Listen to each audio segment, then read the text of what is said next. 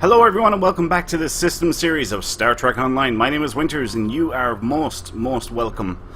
For this episode we are going to talk about skill trees.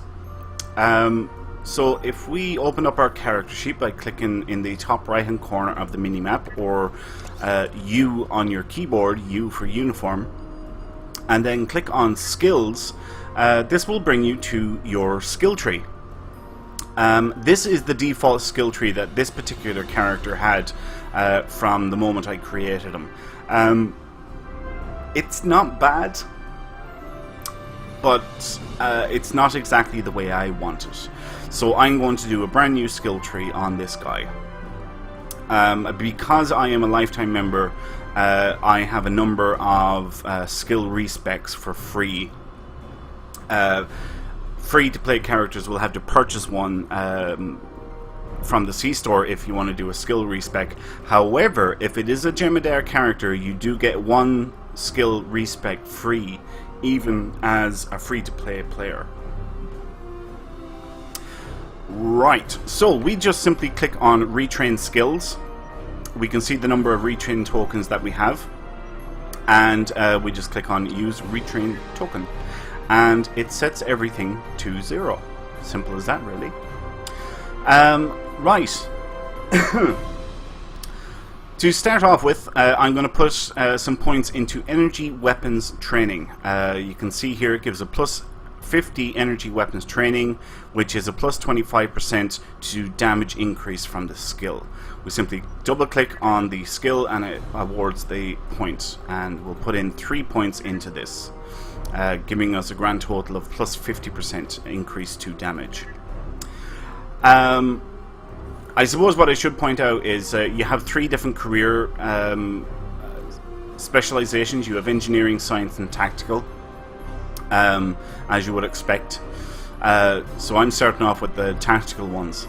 The next tactical one in the first tier is projectile weapons training, and it works the very same way as energy weapons training. However, I am not going to be putting any points into this, and here's why. Let's take a look at my ship, okay? I've got 3 energy weapons in the back, and I've got 4 energy weapons in the front, and 1 torpedo.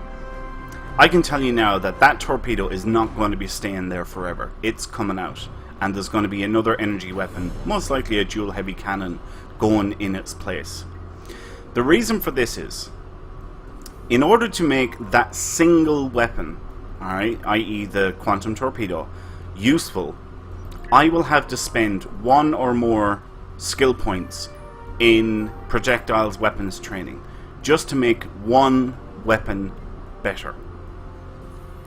Whereas if I don't have any projectile weapons on my build, I could use those 1 or 3 points somewhere else, maybe to make me a little bit more tanky and durable in battle, or to strengthen my shields or something like that. The other thing is as well, if you take a look at my bridge officer abilities, and they're not 100% perfect, but they're damn close to it.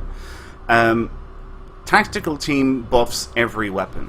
Attack pattern beta is a debuff on your currently selected target. Cannon scatter volley then would buff every weapon on my ship.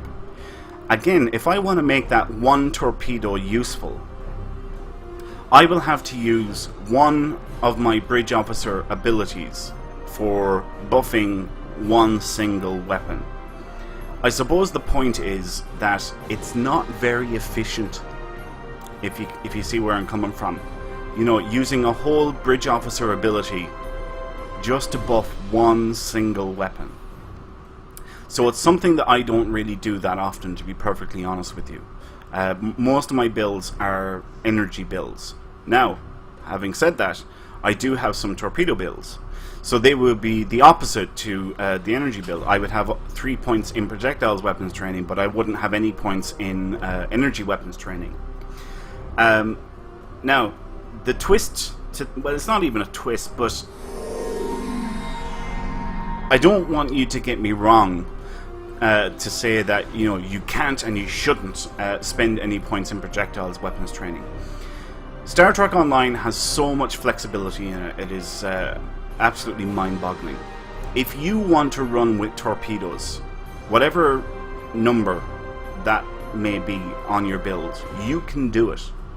If you want to put some points, 1, 2, or 3 points into projectile weapons training, you can do it. I'm just pointing out how you can make your builds very efficient and maybe increase not only your damage output but also your survivability. So take that as you will and do whatever you want with it. It is completely your choice. Anyway, let's move on.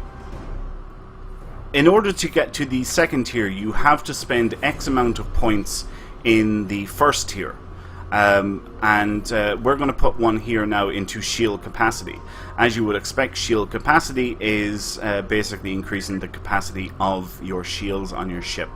The next one we're going to go for is hull capacity, which is the very same thing, but this time it's with the hull points that you actually have.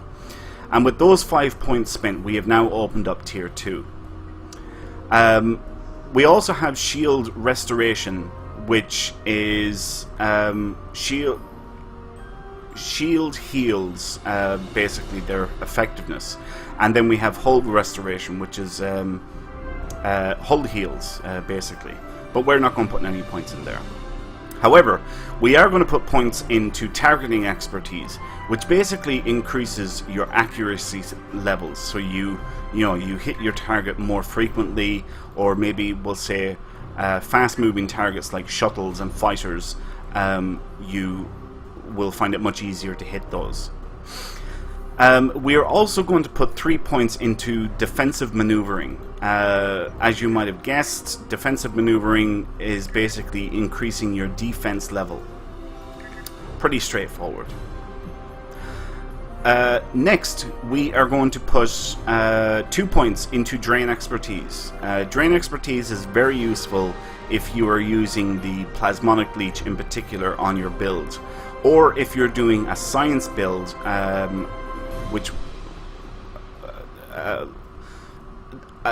alright, so a science build that is specializing in energy drain, which is commonly known as a vampire build. So we're going to put 2 points in there in that. Then we have control expertise. We're not going to put any points in control expertise. That's usually for any ability that does disable, hold, repel, pull, confuse, blockade, and so on. So tractor beam repulsors, stuff like that benefits from that skill. Impulse expertise. While each starship has its own base value for each of these, each point of impulse expertise skill always provides a bonus of 0.4% to those base values, and that's increasing the speed and turn rate of your starship. Not something that I'm worried about. I'm in an escort. I'm pretty nifty already as it is. Electroplasma system flow. So when you're in space and you have your power levels down here, and when you kick into full impulse, all of your energy levels drain except for engines, and all your power goes into engines, and then you come out of full impulse and then your power levels start to rebalance themselves out. Well, the more points you have in this increases the speed at which that rectifies itself. So it's actually a very good one to have. It also increases the speed at which your power systems basically regain their power levels. It's kind of the same thing really, but let's say for the weapons power, when you fire weapons, it drains weapons energy, and the more points you have in this, the quicker your weapons energy regains its original strength or value. Right, we have opened up the third tier, I want to say now. Yep, the third tier. And we are going to start off with tactical again. This time we're going to put 3 points in weapon amplification. This is basically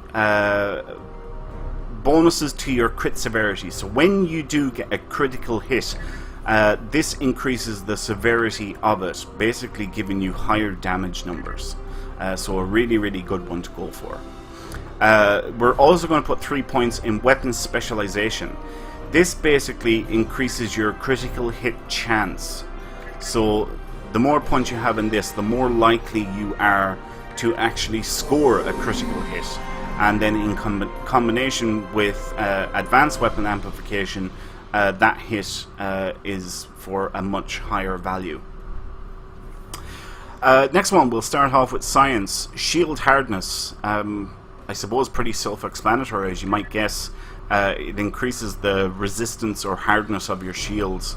We'll put 1 point in there for now. Shield regeneration. This is basically how quickly your shields regenerate their strength over time. That's basically what that one's for. Moving on to engineering. Damage control is the hull version of the shield regeneration. Damage control is basically how much of your hull repairs itself over time due to damage control measures that are taken aboard your ship. Next we have hull plating. Hull plating increases your kinetic and energy damage resistance rating and kinetic and physical damage resistance rating. So it's very, very good to put a point in that. The next one we're going to do is energized hull plating, which is energy damage resistance rating is increased to plus 25. So another really, really good one to go for. Ablative hull plating is kinetic and physical damage resistance rating. I'm not going to put in a point in that because I'm hoping that my shields are going to be up for the majority of the time, and torpedoes and mines, or projectile weapons, are very ineffective against a ship with shields up. However, if the shields are down, drained, or whatever, and the torpedoes or mines, or basically projectile weapons, directly hit the hull, that's where they do their damage. But I'm hoping that my shields are going to be up all the time, so I don't see myself coming in, having problems with many torpedoes or mines. So I'm not going to put in a point in there. Right, we still haven't unlocked the 5th tier, so we're going to put another point into shield hardness, and hopefully that will unlock it for us. It did indeed. Excellent. Right, we are going to put 3 points into hull penetration. Basically, this increases the armor penetration of your hits. So this is the penetration value of the damage resistance that is here, if that makes sense. This is the opposite of that. This increases your resistance, and this bypasses resistance on your target. Next we're going to go for shield penetration. Shield penetration is the opposite to shield hardness.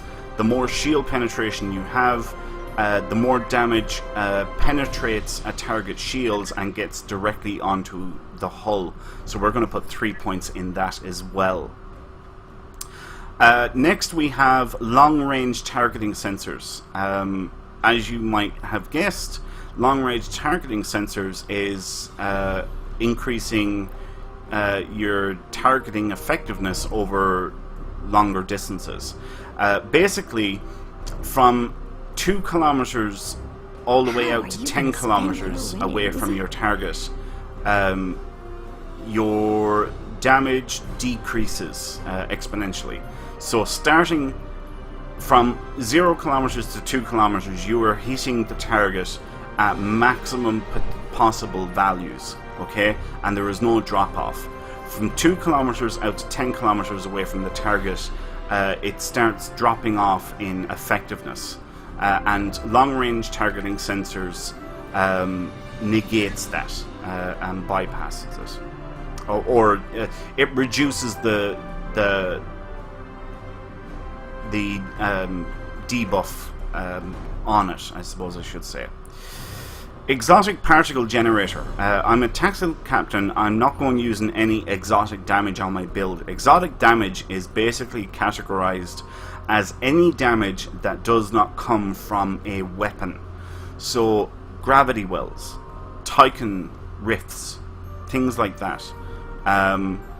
As long as it does not come from a weapon, it is considered exotic damage. But it's not going to be part of our build, so we're not going to do that. Offensive subsystem tuning, plus 4.8 weapons and engines subsystem power. You betcha. Power levels are so important in Star Trek Online because without power you can't do anything. If you have no weapons power, you have no weapons to fire with.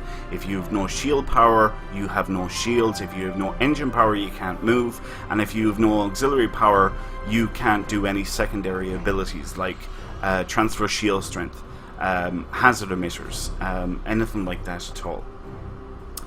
Defensive subsystem tuning, plus 4.8 shield and auxiliary power subsystem power levels. Yes, again, we're going for that for sure. Next we have shield subsystem performance, 3.2 to shield subsystem power. Yup, I'll take that. Then we have auxiliary subsystem power, same thing again. This time we have weapons subsystem power, same thing again, same values. And finally we have engine subsystem power. You betcha, we're definitely taking that. Right, moving down on to the sixth, is that right, sixth? This is 1, 2, 3, 4, no, fifth level. Warp core potential, plus 3 to all subsystems power. Yes, that is huge, it is absolutely massive. And finally in the fifth tier we have plus 2 to all subsystem power. You betcha, I am definitely taking that. Okay, we have 5 points left now that we can spend somewhere else. I am not going to put any points into engineering readiness. Basically, engineering readiness decreases the cooldown time of engineering bridge officer abilities. I'm not on an engineer character. I don't care. It's not that big of a deal for me. To be perfectly honest, I don't think it's that great of a thing. But anyway, scientific readiness is a decrease in science bridge officer abilities, the cooldowns for science bridge officer abilities. Shield mastery, negate an incoming critical hit once per 20 seconds. It's nice, but it's only one critical hit per 20 seconds. It's, yeah, you know, I don't know. I'd rather have more shields and hull, really, but that's just me. Coordination protocols. These are basically for hangar pets. So if you have any fighters or shuttles or anything like that that you deploy when in combat, some of these might be quite useful and beneficial to you.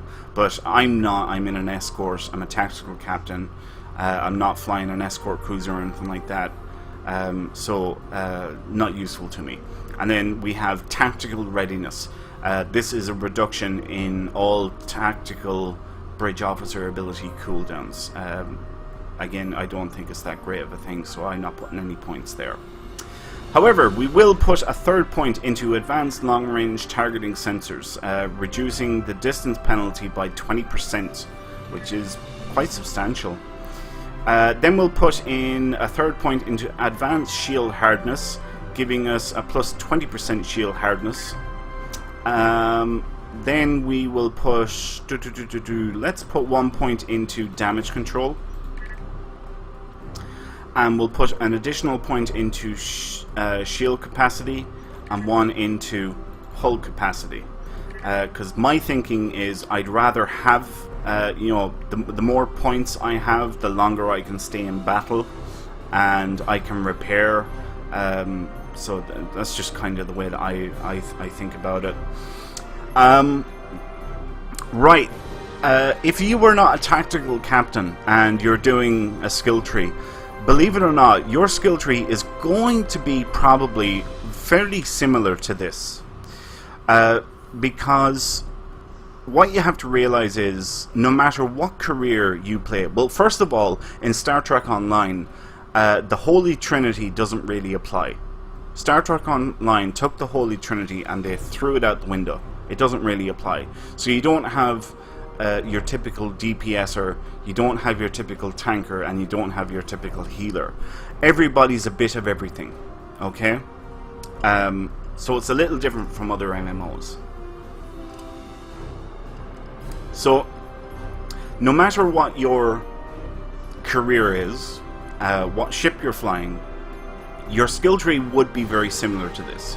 Now, there may be some differences. Instead of putting 3 points into all of these tactical ones, maybe you're only putting 2 points into them. Let's say that you are a science captain and you want to do a gravity well and control build, okay? You want to be able to stop targets dead in their tracks and do exotic damage on them, as well as, you know, energy damage and whatever else you might have. Then you would want to put some points into exotic particle generators, because gravity wells benefit from that. You'd also want to put some points into control expertise, because you probably would have some tractor beams on your ship as well, and they benefit from that. If you're doing a vampire build, you definitely want the drain and improved drain expertise, guaranteed 100%. If you were trying to do a tanky sort of a build, then you might want some points in hull restoration and shield restoration, as well as damage control and shield regeneration.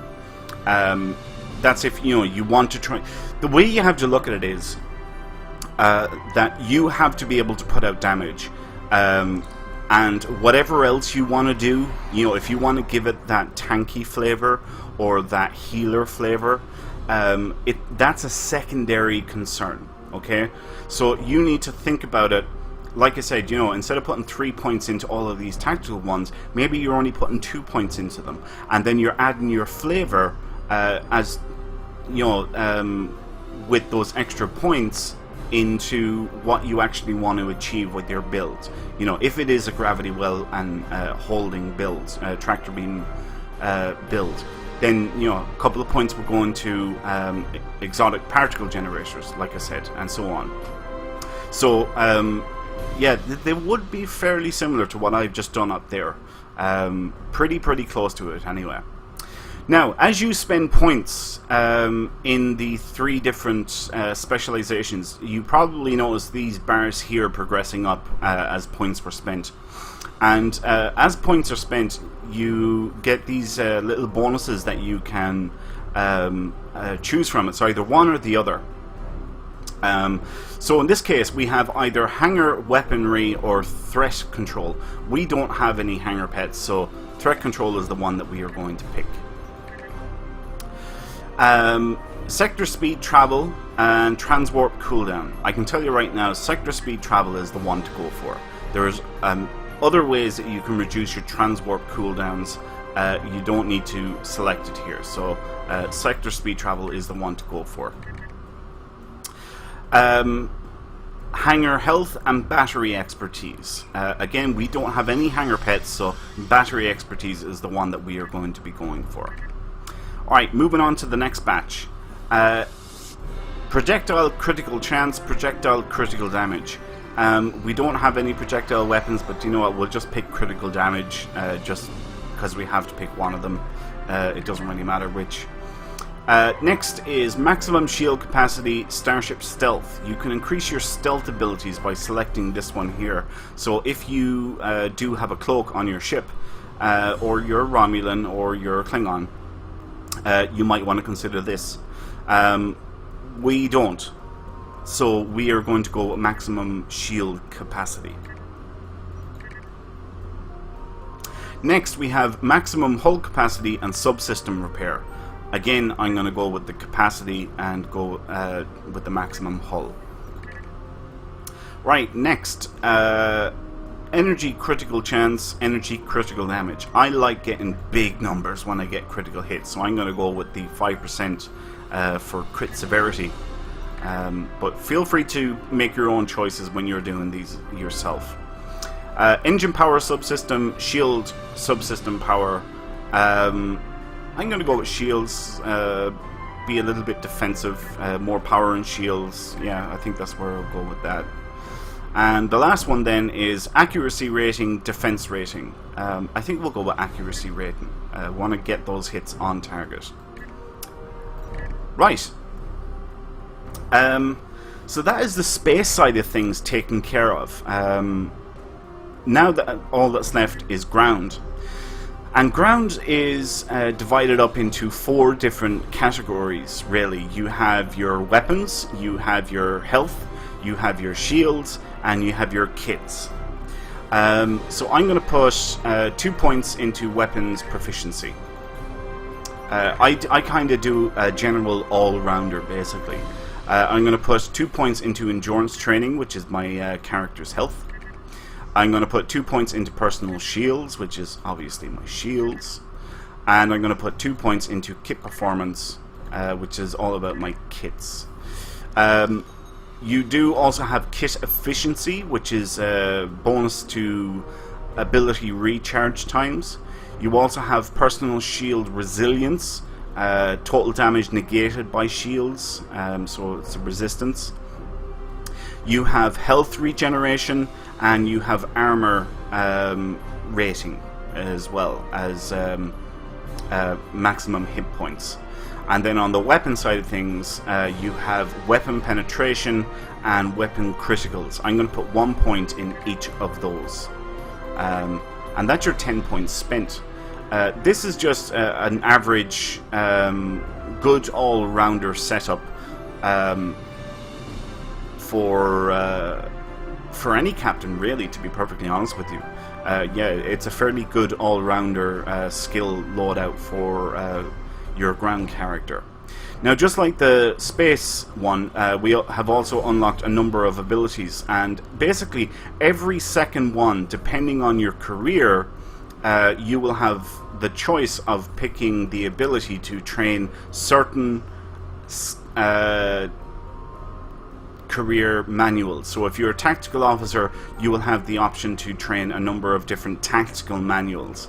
If you're an engineer, there'll be engineering manuals. If you're a science officer, there'll be science manuals. Smoke grenade crap, in my opinion. I'm going to go with photon grenade, even though I'm not that fond of that one either myself. Right, next then is, let's see, we have willpower and device expertise. I'm not really worried about willpower, but the device mastery is pretty cool. It increases the effectiveness of devices when activated. So things like hyposprays, for example, makes them much more efficient. Okay, moving on to the third one, we're back to training manuals. We have tactical training and tactical training again, actually. Wait, what's this? Unlock the ability to train your bridge officers in a new ground ability. Alright, lunge and sweeping strike.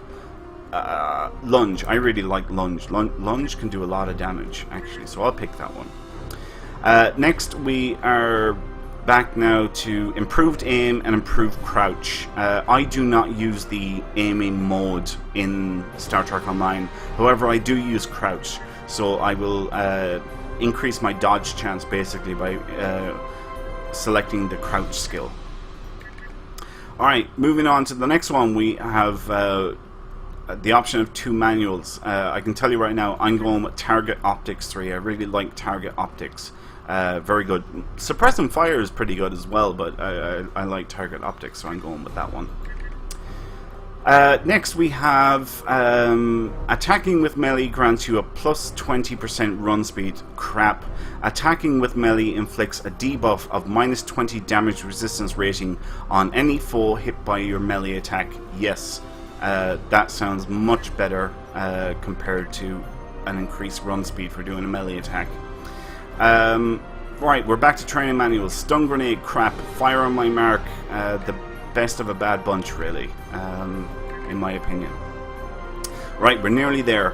By default, any damage attack made from beyond a target's forward 100-degree arc will be considered a flank and deal additional damage. This skill allows you to deal additional damage when successfully landing a flank on any foe. Right, that sounds really good. Improved flank resistance. By default, any damaging attack made from beyond a target's forward 100-degree arc will be considered a flank and deal additional damage by inflicting a minus 35 damage resistance rating penalty. This skill reduces the resistance penalty you suffer when being flanked by 20%. I think I actually want this one. Or do I? No, I'm going to go with this one. We'll talk about, or we'll go with the idea of throwing out as much damage as possible. Right, next two manuals are Stealth Module 3 and Overwatch 3. Overwatch 3, in my opinion, is the one to go for. And finally, we have Weapons Proficiency and Weapon Criticals, or Endurance Training and Combat Armor. Again, we're going to be very aggressive, so we'll go with the Weapons Proficiency. Right, that is the skill tree completely done with all boosts and benefits and all that other good stuff. As I said, just to recap, your skill tree will probably look fairly similar to this. You may decide to put just 2 points in all of these different tactical skills rather than 3 like I have done. You know, to add a little bit of flavor for whatever way you're doing your build, whether you want to add a little bit of tankiness, you know, more durability and survivability, so you increase the hit points and you increase your healing capabilities and stuff like that, or you might be going for a control build or a vampire build or something like that. Completely up to you, but Star Trek Online has such a great variety. Like, there is no set way of doing things. You can do whatever you want. You really can, within reason. I better put that in there, because somebody would probably end up spending 1 point in their skill tree and go, it's not working, I'm doing what I want, but it's not working. Anyway, yeah, we'll leave it there for now. So thanks a million for watching, folks. I hope you all enjoyed this episode. If you have any questions or comments, feel free to leave them below. And as always, please subscribe to the channel if you have not done so already. My name is Winters, and I'll see you around next time. So until then, adios.